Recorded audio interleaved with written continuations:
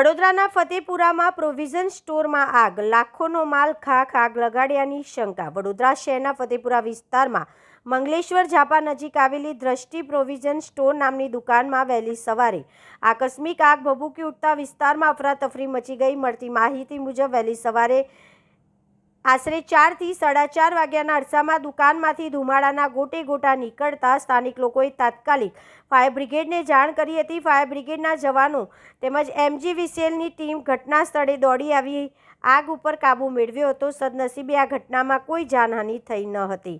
દુકાનના માલિક અનિલ રમણભાઈ સોલંકીએ જણાવ્યું હતું કે તેઓ છેલ્લા 20 વર્ષથી આ દુકાન ચલાવી રહ્યા છે। ઘટનાની જાણ થતાં જ તેઓ સ્થળ પર પહોંચ્યા હતા। દુકાનમાં બિસ્કિટ, ગોળી સહિતનો સામાન તેમજ સફાઈ કામદારો ઉપયોગમાં લેતા ઝાડુનો મોટો જથ્થો રાખેલો હતો, જે સંપૂર્ણપણે બળીને ખાખ થઈ ગયો છે।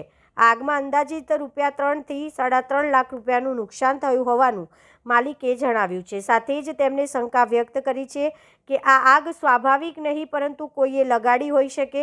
અગાઉ પણ દુકાનના તાળા તૂટવાના બનાવ બન્યા હોવાનું તેમણે ઉમેર્યું હતું।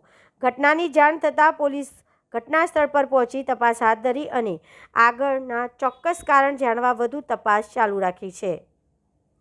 અમે લોકો સંગમ સવાદ ક્વાર્ટર્સમાં રહીએ છીએ ને દુકાન અમારી મંગલેશ્વર ઝાપા નાકા પર આવેલી છે ને આયા ત્યારે તો ફોન આવ્યો અમારી પર, અમે આયા તો આગ લાગી ગયેલી હતી।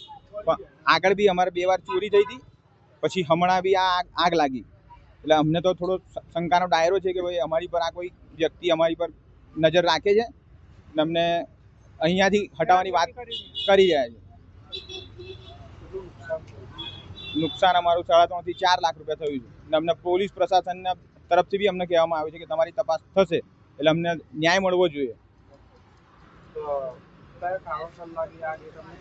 હા, કારણ તો અમારે એવું છે કે અમે આયા ત્યારે આગ લાગેલી જ હતી અને લાઇટ પણ ચાલુ હતી, લાઇટો બી ચાલુ હતી, પછી આયા પછી લાઇટનું કનેક્શન કાપી નાખેલું છે, એટલે અમને તો થોડો ડાઉટ છે જ, શંકા છે જ કે અમને અહીંયાથી દુકાન ખાલી કરીને અહીંયા સંગમ સવાદ રહેવાનું ને અહીંયા દુકાન ખુલી છે એટલે અમને ખાલી કરાવવાનો એ લોકોનો પૂરેપૂરો ઈરાદો છે, એટલે અમને થોડી શંકા તો છે જ।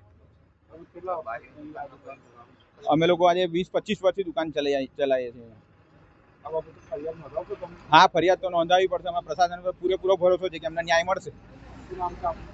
મારું નામ સોલંકી અનિલ રમણભાઈ।